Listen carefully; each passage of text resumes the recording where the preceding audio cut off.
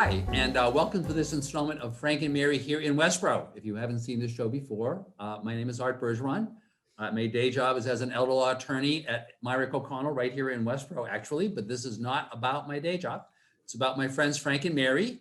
Their goal in life is simple. They want to live in their house until they die and be buried in the backyard. And that if you kind of identify with that, then you probably want to see this show. The point of this show is to tell you the people you need to know and the programs you need to know about in order to stay in Westborough forever. Now, you may even be younger than Frank and Mary, but the point is, if you want to be here, you got to know about this stuff. And this is a crucial show. My good friend Shelby Marshall is here. I knew her back before she was a big time selectman. She's now been on the board now for a number of years. And she brings all these great guests, including our friend Kristi Williams, whom we have seen before, but is here to talk about an important topic. Shelby. Yeah, good morning, Arthur. Great to see you. And I believe it's also Elder Law Month or Week. So perhaps a future show in May will do that to talk actually about your day job. Law. Yeah, Right? law, near and dear. I could do that.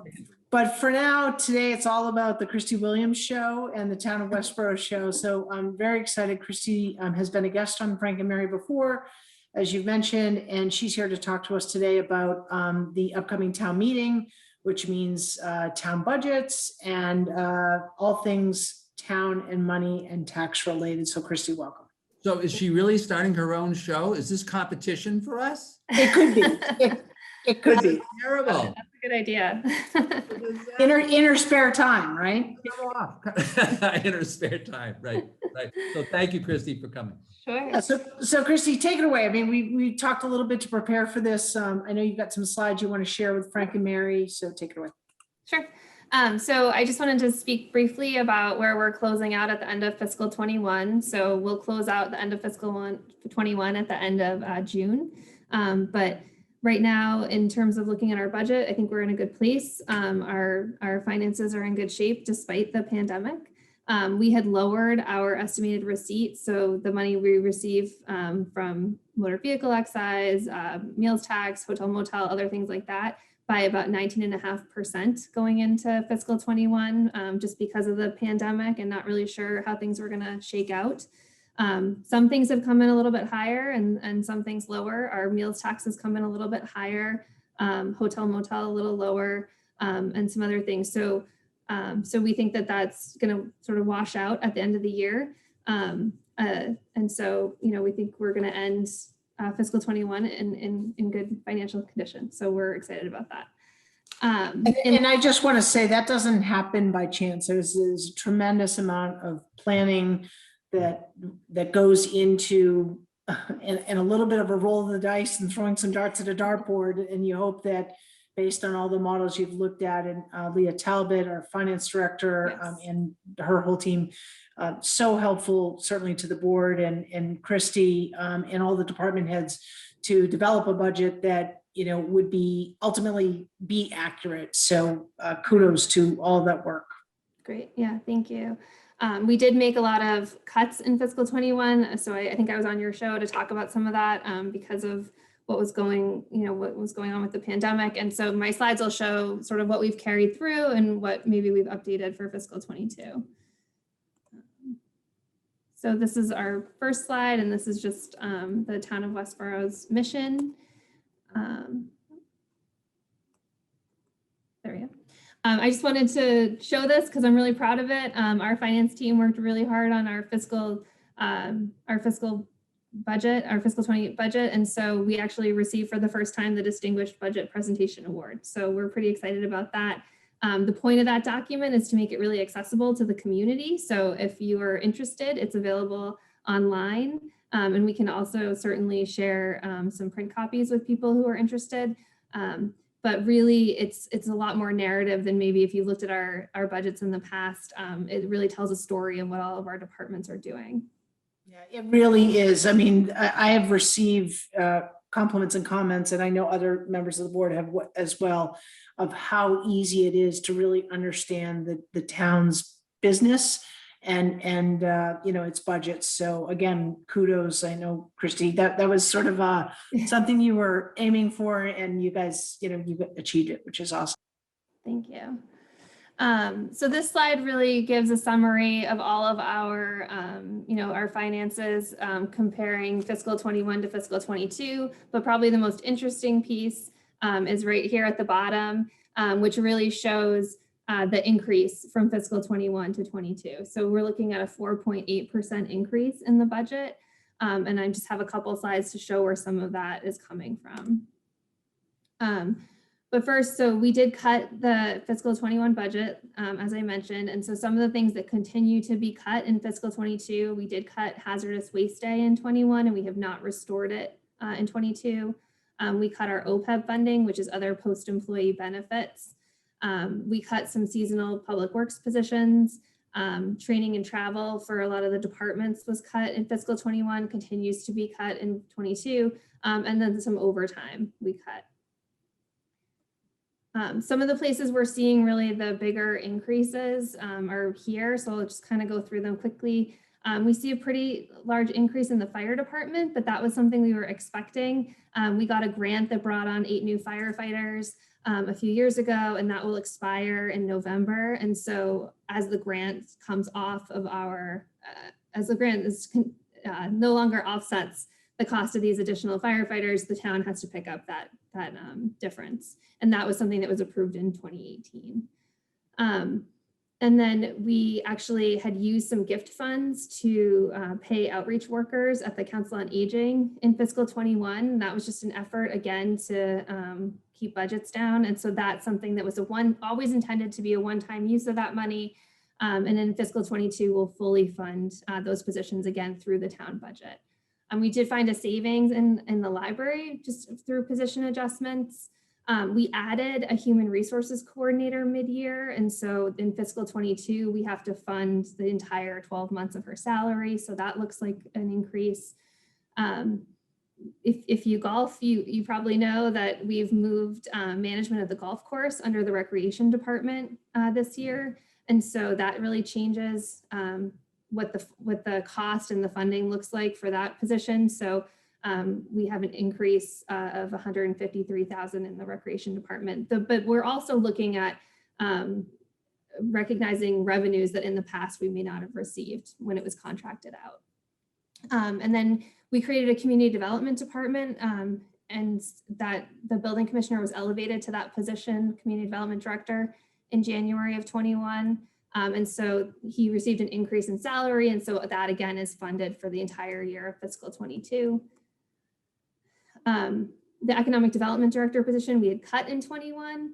And then we brought it back for 6 months. And so again, this is just the full 12 months of that position. And that's also true for a DPW laborer position and a police officer, positions that we brought on mid-year. And so we have to fully fund in fiscal 22. And then we did the strategic planning process in 2018. And so these are some of the initiatives that I've already talked about, but making sure we have proactive public safety through police and fire staffing, professional development for staff. You'll see that we do have tuition reimbursement, and then continuing addressing our staffing needs with the community development director and the HR coordinator, and then support for construction of a new library. And so we're expecting the grant in fiscal 23. I'm sure you've talked to Maureen about that previously. And so we're anticipating to use trust fund money for updated costs. Anticipated revenues. So this is really about the state revenues that we receive. And I just really want to highlight, so you can see that we've increased our unrestricted or general government aid by about $34,000 in the budget. The state budget is not approved yet, but this is what we're estimating.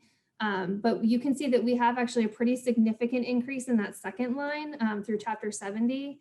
And so, that money can be used to offset the impact to the taxpayer. That's how it is used. So this is just showing our average single family increase over the years. And so you'll see that for fiscal 22, we're estimating a $332 increase to the average single family. That includes the use of that increased Chapter 70, and also about $490,000 of a grant that we received or will receive through the federal government's American Rescue Plan. And Kristi, that's an estimated change, and that includes both possible increases in assessed value as well as the budget number? Yep.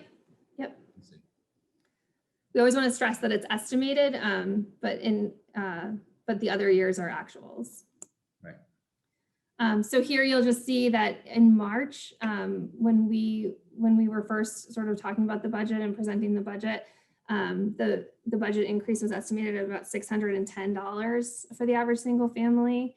At that time, we were talking to the Board of Selectmen about using free cash to lower the tax rate, which would have brought it at that time down to $515 to the average single family, which we recognize is still a significant increase.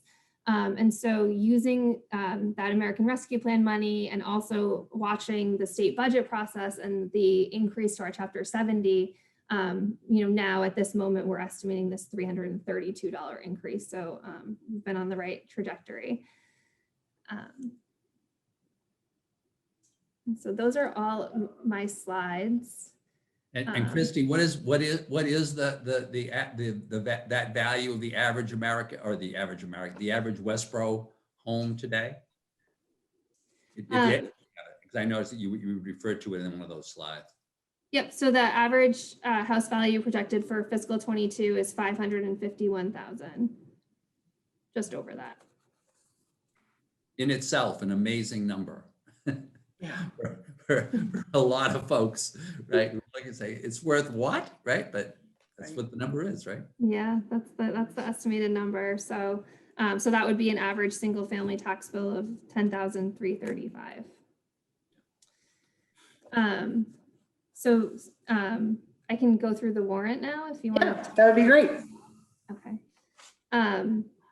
So if you look through our warrant, obviously we're going to ask, it's our annual town meeting, so we're going to ask the town meeting voters to approve that budget that I just went through. And so the moderator will go through each line, and you can call out budgets that you have questions about at that time. And then we have some of our typical articles, but I just wanted to call out, we do have our capital improvement plan article, which we have every year. And those are typically funded by either free cash or retained earnings. So something that when we spend it, it's not directly impacting the tax rate.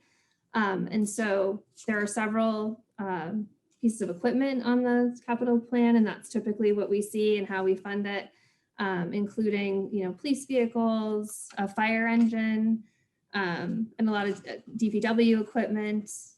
For the school department, there's a gymnasium partition replacement, and there's also an article for the Hastings School sprinkler system.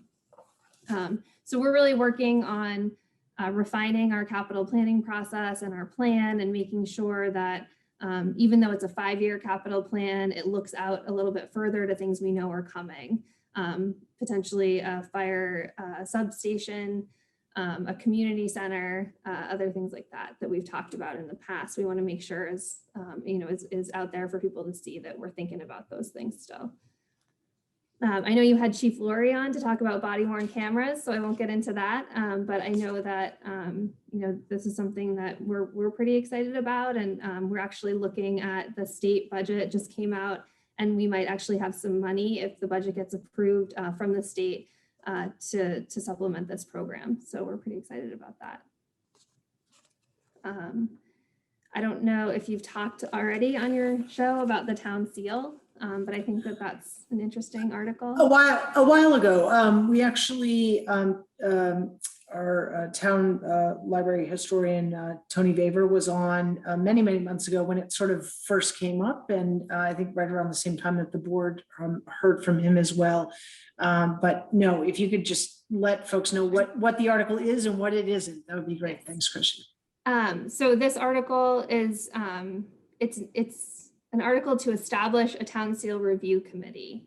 And so that committee will look at the history of the town seal, and will decide whether or not they want to recommend changing the town seal and whether or not they want to recommend a process for changing the seal if they decide to. So it's the very beginning of the process of looking at the town seal. It's something that has come before the board. It's come before the Diversity and Inclusion Committee. People have shown interest in it. And so the purpose of this committee would be to have a very public process to look into whether or not that's something that they want to recommend. And it would be a future town meeting vote to actually change the town seal if that's what the committee is looking to do. Right. So just to be clear, that this has been really sort of a hot button community issue, and we anticipate that there will be a fair amount of discussion on town meeting floor about this.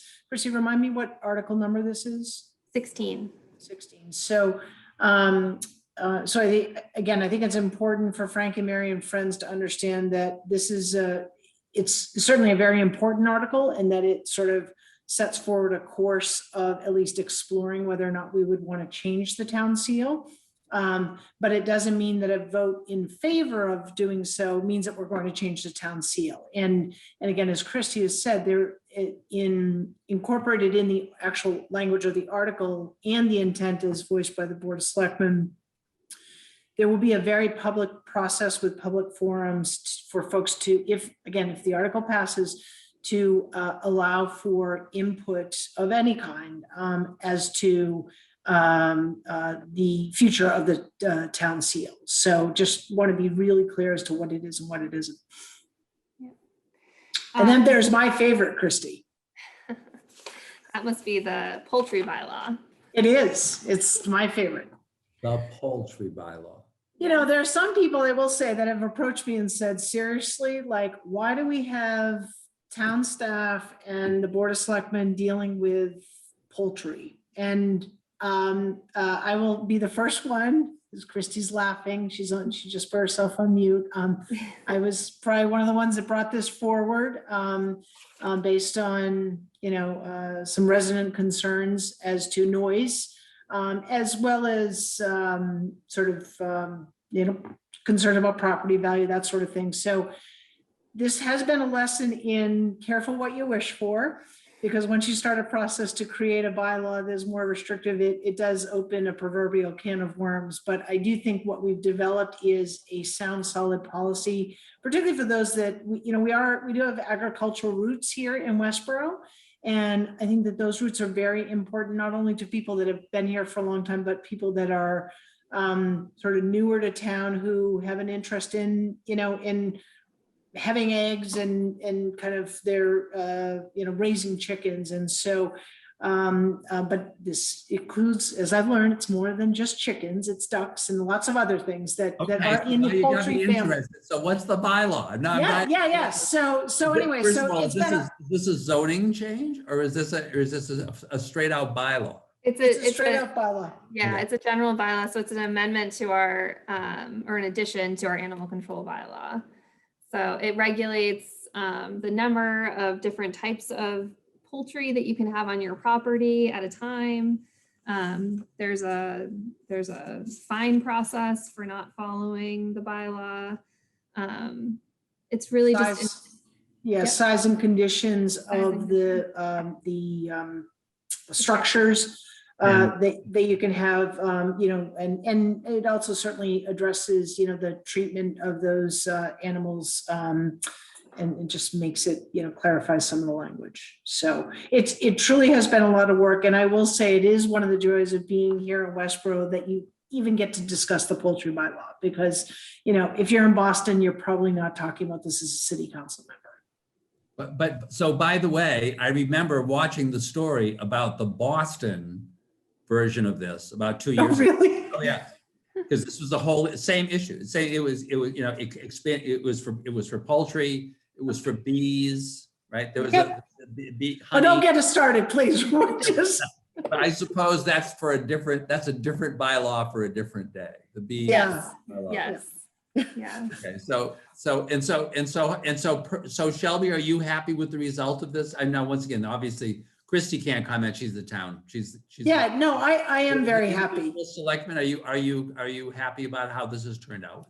I am. I'm very happy. I think it's balanced and fair. I think it provides the clarity that was missing before. Which I think is helpful for whether you're an owner of poultry or not. So I do think, I want to thank Melinda McKendrick, our animal control officer, for all of her input. She's been extremely helpful and educational to the board as we've developed this. I know more about poultry and farming and agriculture than I certainly ever did before. So she's been very helpful. And if I'm Frankie Mary and I'm watching this show and I'm actually thinking, oh, wow, maybe I want to go to town meeting about this. Can you just kind of tell us kind of the bottom line? Is there a fixed number of animals that can be on a property, or is it related to the size of the property? It's related to the size of the property. I see. And the type of poultry. I see. So, yeah. But again, the town warrant is available online on the town website. It's right there under town meetings or in the kind of the front page. And this is Article what? Article 24, is that right? 26. 26, yep. And so all questions, Shelby, they should call you. no, they should call our wonderful town manager. Right. All right. If they have complaints, they can come to me. I would say the only other, a couple other articles maybe of interest are we're updating our general bylaw in relation to our timing of town meeting. Previously, it was at 1 p.m. And we would update it to hold it at 9 p.m., which is something that we've been doing actually throughout the pandemic as we sort of changed things and tried to keep everybody, tried to get the business of the town done in one day. I think you meant to say 9 a.m., right? Did I say PM? Sorry. Yeah. Yes. It would be like Congress, That would, yeah. No. Yeah, we'll be like the, Congress in DC. We just do things in the dead of night. Yeah, Frankie Mary would not have been happy about this. No, I wouldn't either. And then also we have 3 articles related to changing the name of Board of Selectmen to Select Board. That's something that we've seen as a trend statewide. We know last year the Massachusetts Selectmen's Association changed their name to Massachusetts Select Board Association. And at the time, about 85 communities had done something similar. So that's something the board's been talking about. It's 3 articles because we have to change the charter, the general bylaws, and the zoning bylaws. For those of you that don't like the idea of select board, I don't love it either, but cool, smart, interesting, dedicated board was sort of too long for a new title. So we went with what other towns are doing. You couldn't just say selective board as opposed to like we're the special board. Yeah, I know it does. Admittedly, it sounds a little awkward, but at least we take out the men, I'm sorry, and we just make it, more universal. Yep. Kristi, if you would just Hastings School. Can you speak to that? Because that is something that people are like, we're still dealing with Hastings. Can you just speak to that article? And by the way, at some point, can you just talk to kind of the mechanics of the town meeting, like, when it is, when it starts, all that jazz, right? Sure. So the Hastings School sprinkler system is something that the school has been working toward for a while. So they initially received funding at town meeting of $627,000 in 2019, but they received, when they went out to bid, it was actually higher than that. So they actually had another article to transfer borrowing of $133,000. And so then they went out to bid again, and it was actually higher than that. And so we've been really working with them, and they their most recent bid is about $930,000. And so this is an article to appropriate the balance, which is just under $200,000 in free cash, so that we can get this project completed. Yeah, and I think the important thing, for those that attend a town meeting regularly, this was sort of on the heels of some other school articles that where it was like, we're going to borrow from Peter and we're going to move it over here to pay Paul, and we've got some other, and this article to me sort of cleans up a lot of that, if you will. And the schools work very closely with Kristi and Leah Talbot to create an article that is clear and transparent, if you will, for nothing else. And this article is really important because we can't do any other improvements to Hastings until the sprinkler system is put in. So that really has to happen before you can kind of do doors and windows and any other modifications for building code. So if there were questions about that, I wanted folks to hone in on that article. So Kristi, the time and just logistics in terms of COVID and safety and all, if you would, please. So the town meeting is Saturday, May 15th at 9 a.m. At the Westborough High School. And the town moderator and the Board of Health have been working, like as they did throughout last year, making sure that there's proper spacing of chairs. I believe they'll have people, as they have before, to help you find a seat if you're looking for one, using multiple rooms as needed. And then, we'll be wearing masks. So, and following those protocols as well. And from based on what you've described, so once it starts at 9 o'clock, does it just keep going, or is there an automatic break like for a lunch, or is there and based on what you've just described, once again, if I'm Frank and Mary, am I thinking, do I bring a sleeping bag? Is this a real deal? Could you give them a sense of that? Just obviously, you can't be held to this. But. Yeah. Well, so we've done 2 other town meetings, I think, at 9 a.m. and they've actually moved pretty quickly and finished before lunch. There's no prescribed lunch break, though I would expect that there would be a break midday, and that would be up to the moderator and the selectmen. It's only 28 articles, but we never know which ones will spur a lot of discussion. I think we've highlighted a couple that I think we anticipate will have a lot of discussion. So Are you thinking the poultry one? Are you thinking the signs, Westborough is for chickens? They're thinking of our new town seal. I joke. I do not. Right? No, I do think, if you have those chickens, or if you're living next to those chickens, in either case, those chickens are very important to you. Yes.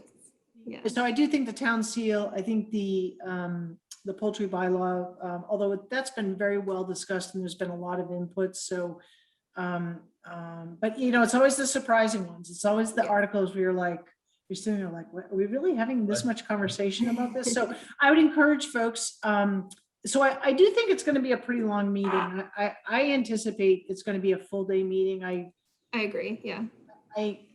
I hope we can get it done in one day, just for just ease of everyone's schedules. But I would encourage folks to read the budget document, which is it's a pretty easy read, and read the warrant prior to coming, because it will give you that context of all the work that's gone into this and may answer a lot of your questions, and can move town meeting along at a reasonable pace.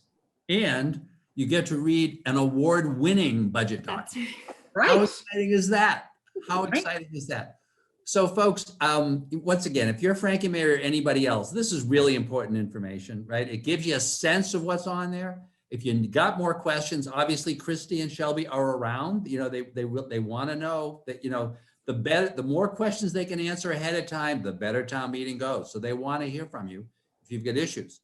Once again, if you could just give the time again for the show, or for the town meeting. Saturday, May 15th at 9 a.m. And if you've got any questions, you can call Kristi at what number? 508-366-3030. That's great. Folks, have a wonderful town meeting. I'm looking forward to hearing how the poultry article comes out. And we'll look forward to seeing you both or all on the next installment of Frank and Mary here in Westborough. Thanks so much.